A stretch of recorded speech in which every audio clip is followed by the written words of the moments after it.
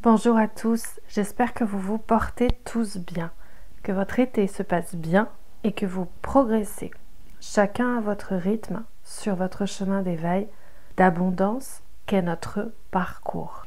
Aux récents abonnés, je vous dis merci et bienvenue. À mes fidèles depuis pile 2 ans, je vous dis doublement merci. Quel bonheur de cheminer avec vous. Je vous félicite aussi parce que je sais que je n'aborde que rarement des sujets légers. Ce n'est pas toujours facile de m'écouter.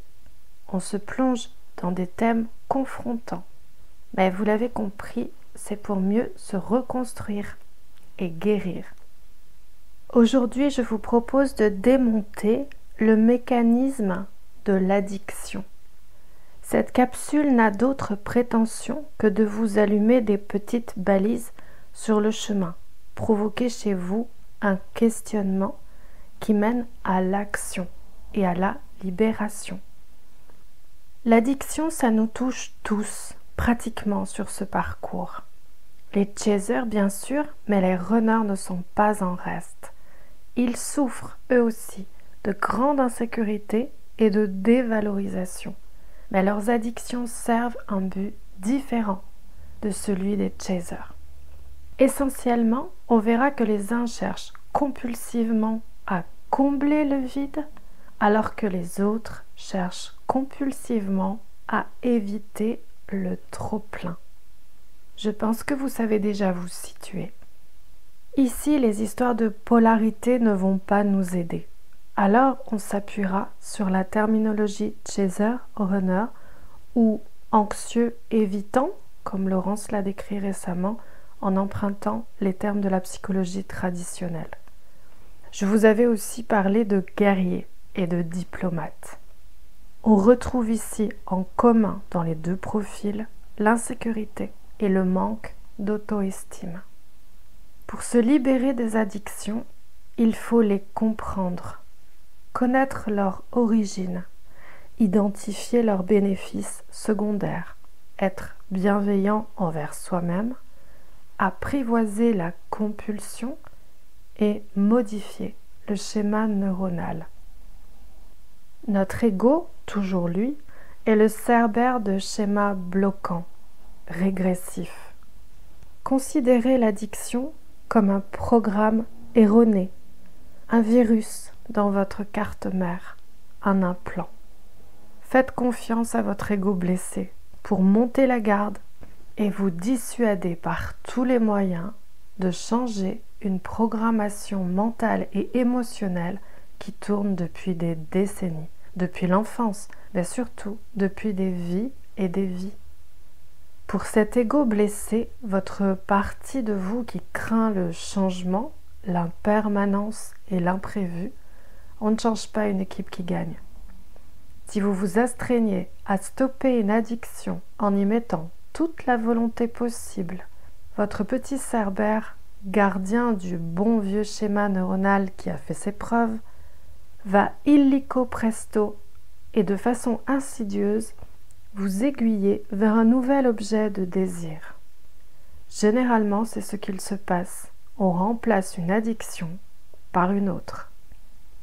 L'exemple le plus commun serait: une personne parvient à arrêter de fumer au prix de contraintes et d'efforts, mais sans le voir venir, elle prend du poids parce qu'elle s'est mise à manger en excès.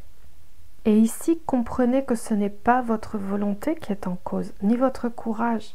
C'est une histoire de programmation cellulaire, la fameuse compulsion. Il est question de votre enfance, de votre transgé, et même carrément de vos vies antérieures. En tant que sophrologue par le passé, j'utilisais bien sûr la psychologie, l'hypnose et la programmation neurolinguistique. Mais en tant que thérapeute holistique et flamme jumelle, force est de constater qu'il faut creuser bien plus en amont, au-delà de la psychogénéalogie, bosser en pleine conscience et remonter dans le karma, qui est, vous le savez, mon domaine de grand intérêt, voire de compétence. Entendez que travailler le karma, les mémoires cellulaires souffrantes, n'est pas léger. C'est très confrontant et ça ne se fait pas en une séance. La plupart d'entre vous y accédez naturellement. Pour d'autres, c'est encore une terre inconnue. Plusieurs vies vont se manifester suivant les nœuds de la vie actuelle. Ce qui coince dans la vie actuelle a déjà fait souffrir dans d'autres incarnations et demande équilibrage et résolution de conflits internes. Cette fois-ci, il faut y arriver, il faut dépasser, il faut se frayer un chemin vers la joie et l'abondance. Pour ça, vous devrez aller à la rencontre des personnages que vous avez incarnés et qui sont cristallisés dans leurs souffrances, dans vos souffrances actuelles. Vous seul pouvez les libérer. Mais revenons à l'addiction. Quelles sont les quelques addictions typiques, on ne peut pas toutes les citer, du runner? L'alcool, le tabac, le travail, le porno, les drogues dures pour s'abîmer ou récréatives pour s'évader, ne pas être ici et maintenant. Le sport en excès. Les runners n'aiment pas du tout qu'on cuisine leur inconscient, encore moins être confrontés à leurs émotions, et devoir mettre de simples mots sur leurs ressentis relève pour eux de la mission impossible. Tout ça réuni crée en eux une confusion, un chaos, une panique qui mène à soit le silence, soit sauf qui peut. Et en très court, très shortcut, tout ça réuni, c'est typiquement leur chaser. D'où le terme d'escape game, leur échappatoire pour sortir du labyrinthe du trop. Trop d'amour, trop de démonstration, trop de présence, trop de communication, trop de demandes, trop d'attentes de la part de leur autre. Avant de s'éveiller, ils ont pour certains recours aux addictions pour créer une scission d'avec leur chaser et ainsi retrouver de l'espace, de l'air pur et se retrouver eux-mêmes plus sécures. C'est en effet un schéma installé dans l'enfance, mais ça fait écho à du transgénérationnel et bien sûr à des vies antérieures. C'est vérifié, prouvé dans mes consultations. Du côté justement des chasers, c'est tout pareil, sauf que si l'évitant diplomate étouffe et rêve d'évasion, eh bien pour les anxieux guerriers, en l'absence de l'énergie de leur autre, ils font une crise de manque. Pour eux, l'oxygène se raréfie et ils suffoquent. Ce qui ici fait si peur et si mal, c'est bien le vide. Observons maintenant quelques addictions caractéristiques des chasers. Le corps de leur autre, les échanges charnels, de préférence avec leur autre, les guidances de cartes pour savoir où en est leur autre, les messages sur des messageries instantanées hautement compulsives, les vidéos de flammes jumelles, de préférence qui parlent du runner ou qui vendent du rêve, bien sûr les substances qui ont un rôle anxiolytique, le tabac, la nourriture, le sucre, globalement les réseaux, Netflix, Instagram, YouTube, on en a parlé, leur smartphone, les achats compulsifs sur le net, la voyance, je ne peux pas tout citer bien sûr, mais ajoutons les messages de leur autre. Entendez par là l'attention que leur runner leur porte. Sans ces précieuses démonstrations d'intérêt, le ou la chaser subit le vide qu'il ou elle identifie comme de l'indifférence. Ils, elles se sentent ignorés, dévalorisés, mal aimés. J'attire votre attention sur les messages et la communication justement et particulièrement avec des messageries instantanées qui disent vu ou avec deux petits traits bleus, Instagram, WhatsApp, Telegram, Facebook, Messenger, etc. C'est une sorte de rétribution immédiate. Et il est assez difficile, même en enlevant tout son et notification, véritable piège pour le cerveau, de résister au réflexe pavlovien d'aller voir si il ou elle a répondu. Comble de cruauté, on peut même savoir quand monsieur ou madame Renard a daigné jeter un œil sur votre message et également au bout de combien de temps. Vous voyez bien ici le caractère addictif de ces messageries. Et si il ou elle ne répond pas, comme c'est souvent le cas, c'est le drame. Pourquoi tant de mépris? La blessure abandonnique pique, puis brûle, et le masque de dépendant s'enflamme. Tout d'abord, ce n'est jamais du mépris.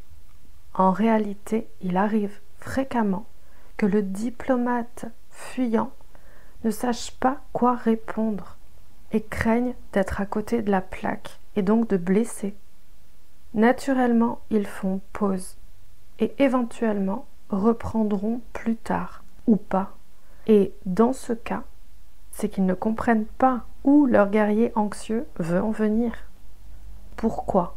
Parce que, chère guerrière anxieuse et guerrier anxieux, il y a trop de notes dans votre mélodie, trop de mots dans votre prose, et il ou elle est noyé sous la quantité d'informations. Plutôt que de mettre votre paix intérieure précaire à feu et à sang, faites l'expérience. Supprimez le message ou laissez juste passer du temps. Ce n'est pas nouveau, on en a déjà parlé. Ils, elles ont la mémoire sélective. Que cherchiez-vous vraiment à lui dire dans ce message?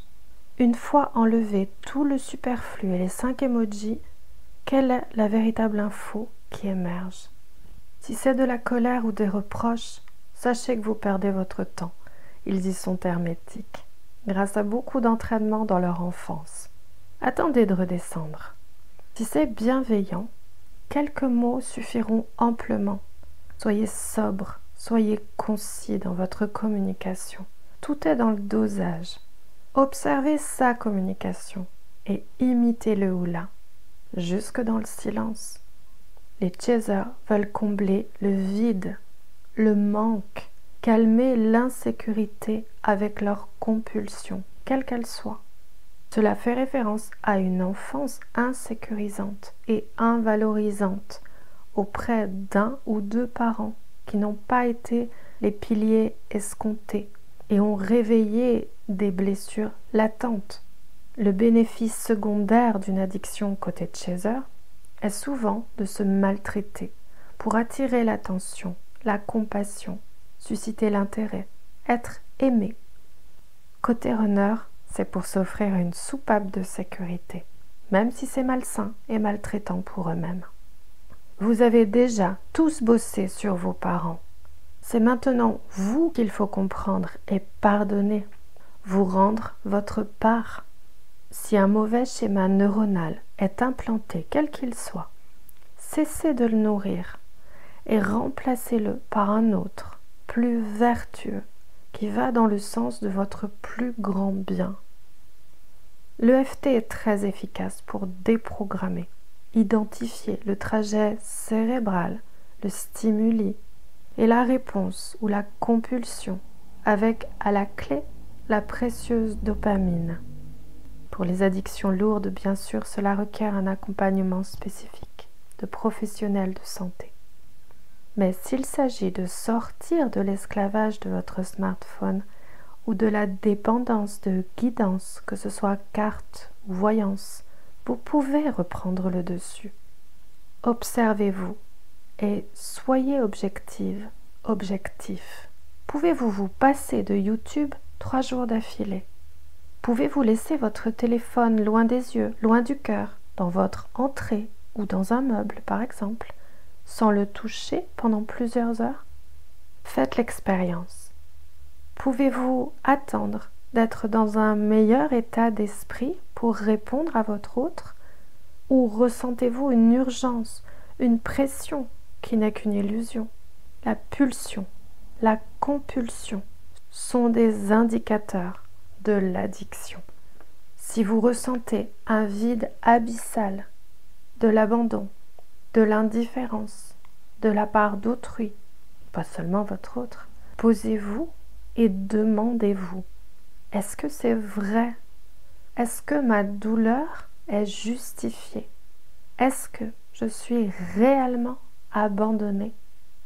Assez facilement, vous allez observer vos illusions, entretenues et verrouillées par votre ego blessé. Ce sont des constructions mentales, rien de réel. Déconstruisez le schéma, refermez la blessure, brisez le masque. Vous n'êtes pas impuissant, vous êtes capable et c'est à votre portée. On a tous des addictions, petites ou grandes, ou de mauvaises habitudes. Pour les grandes, il faut se faire aider par les thérapeutes compétents. Les sophrologues me semblent les plus indiqués. Pour les petites, il ne s'agit que de mauvaises habitudes qui sont devenues des automatismes. La programmation par défaut. Ça demandera de l'auto-analyse, de la discipline et de la maîtrise qui vont dans le sens de votre plus grand bien. Voilà, c'est tout pour aujourd'hui. Comme on dit en séance, on va rester là-dessus. Intéressez-vous à vous. Vous êtes digne d'intérêt. Apportez-vous l'attention qu'on n'a pas su vous apporter ou qui a été transmise avec des codes insécurisants. Tous les programmes de guérison sont en vous. En attendant de faire la connaissance de certains d'entre vous en accompagnement, je vous souhaite à tous et toutes un bel été. Et si, comme moi, vous souffrez de la chaleur, courage. C'est parce que nous venons de planètes où il fait frais et doux. Merci de votre écoute, de vos commentaires et de vos abonnements. Je vous dis à très vite.